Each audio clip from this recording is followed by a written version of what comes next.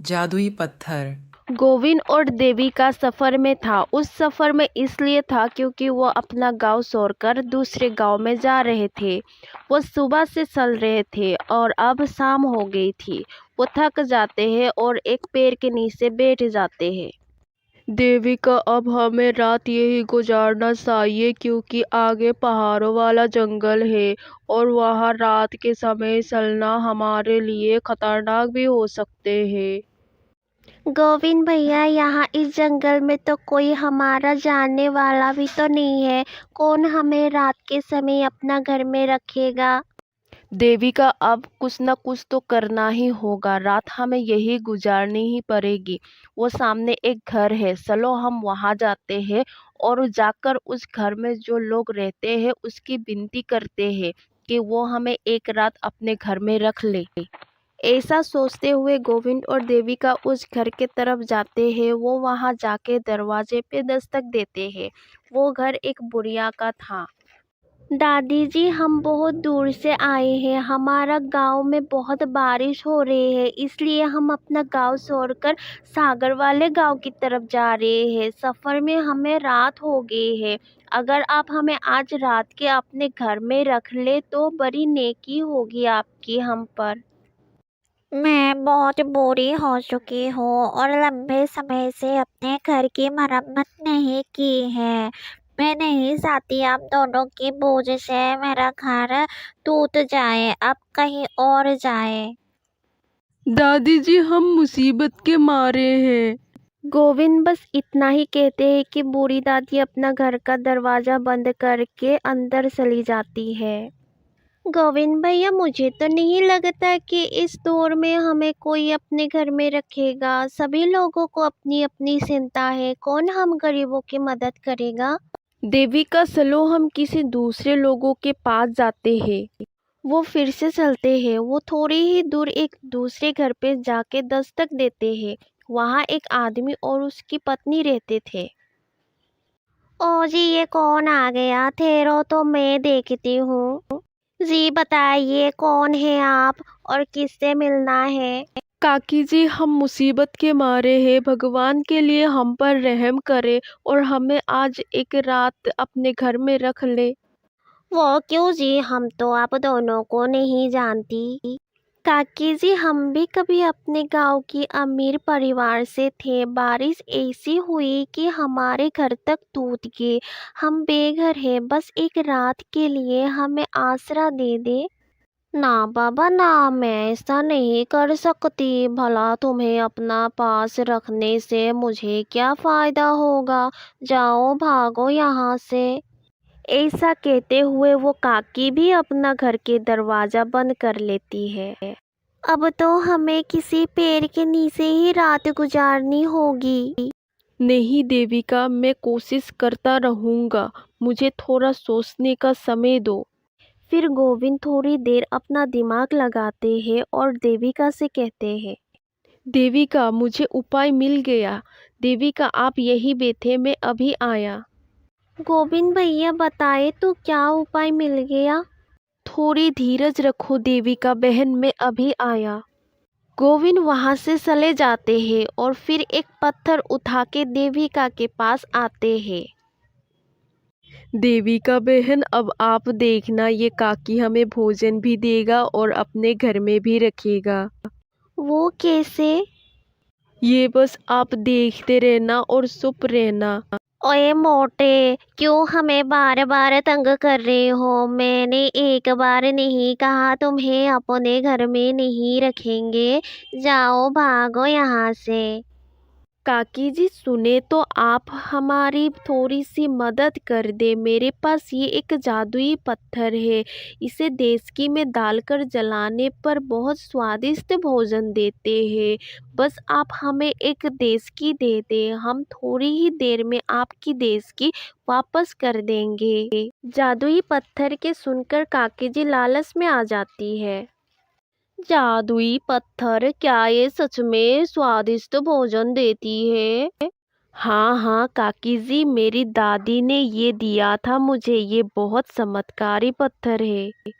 अगर ऐसा है तो फिर आप अंदर आ जाए और हमारे घर के इस चमत्कारी पत्थर के खाना बना ले और हम भी थोड़ा थोड़ा करके खा लेंगे। ओ जी, इन दोनों के पास एक जादुई पत्थर है। ये बहुत स्वादिष्ट भोजन देते हैं। बस इसे देचकी में डालकर आग जलाना पड़ते हैं। वाह, फिर तो बहुत मजा आने वाला है। गौरी, इन दोनों भाई बहन को जल्दी से देचकी भी दे दो और आग भी जला दो। गोविंद काकी से डेस्की लेकर पत्थर उस डेस्की में डाल देते हैं और उसे चूल्हे पे रखकर आग जला देते हैं।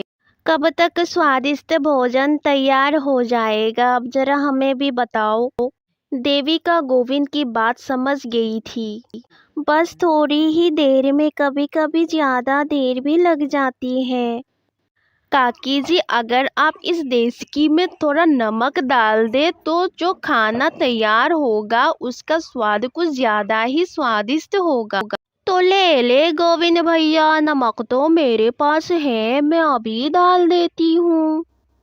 काकी जी थोड़ा सा नमक उस डेस्की में डाल देती है। आग जलती रहती है और फिर थोड़ी देर बाद गोविंद काकी से फिर से कहती है, इस जादुई पत्थर को मिर्ची बहुत पसंद है। अगर थोड़ी सी मिर्ची और पानी इसमें डाल दे तो फिर तो क्या ही बात होगी। ये कौन सा बड़ी बात है गौरी, थोड़ी मिर्ची और पानी डाल दो, मुझे मिर्ची वाला खाना बहुत पसंद है। गौरी उस डेस्की में थोड़ी हरी मिर्ची और पानी डाल देती है। गोविंद भैया, पिछले बार जब आपने इस जादुई पत्थर के साथ थोड़ी चने की दाल डाली थी तो वो स्वाद मुझे अभी भी याद है। चने की दाल से तो ये जादुई पत्थर का खाना खाकर सब अपने उंगलियां चाटते रह जाते हैं।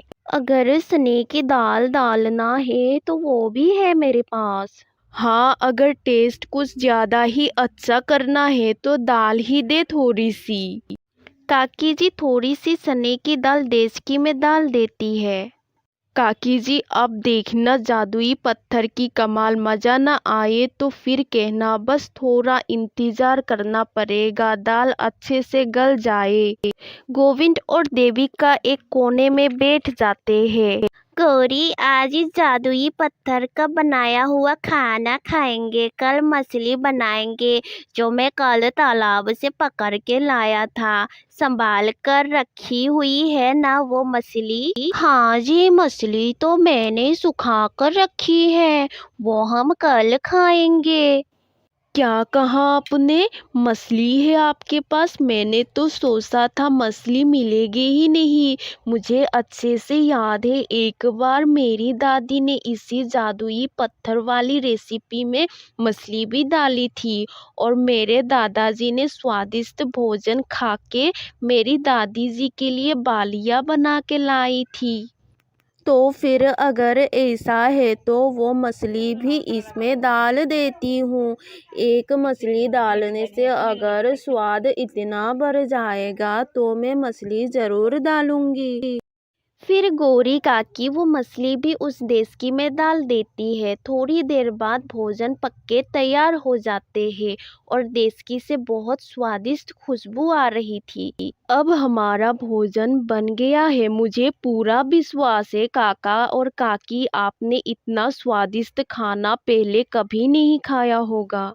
देविका डेस्की उठाती है और खाना प्लेटों में डालकर काका और काकी को देती है और अपने लिए और गोविंद के लिए भी डाल लेती है। वो सब खाना खाती है। गोविंद, सच ही कहा था तुमने, मैंने इतना स्वादिष्ट खाना पहले कभी नहीं खाया। कैसी रेसिपी है ये जादुई पत्थर की? सच में गौरी, पहले कभी इतना स्वादिष्ट खाना मैंने कभी नहीं खाया जो आज है। और फिर वो सब सो जाते हैं। रात गुजर जाते हैं। गोविंद ने अपने बुद्धि से रात काकी के घर में गुजार ही लेती है और खाना भी खा लिया था। सुबह गोविंद काकी से कहते हैं, काकी जी, आपका बहुत बहुत धन्यवाद जो आपने हमें रात अपने घर में रखा। मैं आपसे बहुत खुश हूँ। मैं अपना ये जादुई पत्थर आपको दे जाती हूँ। सच गोविंद भैया, अब तो मेरे हाथ से बने खाना जादुई स्वादिष्ट होगा। जब मेरी माँ आएगी मैं इसी जादुई पत्थर से भोजन बना के खिलाऊंगी अपनी माँ को। काकी जी, रेसिपी याद रखना, कहीं आप रेसिपी भूल न जाए। मुझे सब याद है, नमक, पानी, मिर्ची, दाल और मछली। और फिर गोविंद और देविका अपने सफर पर निकल जाते हैं। थोड़ी दूर जाके गोविंद एक और पत्थर उठा लेती है। देविका पूछती है, गोविंद भैया, अब इस पत्थर का क्या करोगे? देविका, हो सकते हैं हमें आज रात फिर से कोई लालची पागल आदमी मिल जाए। और वो दोनों हंसने लग जाते हैं।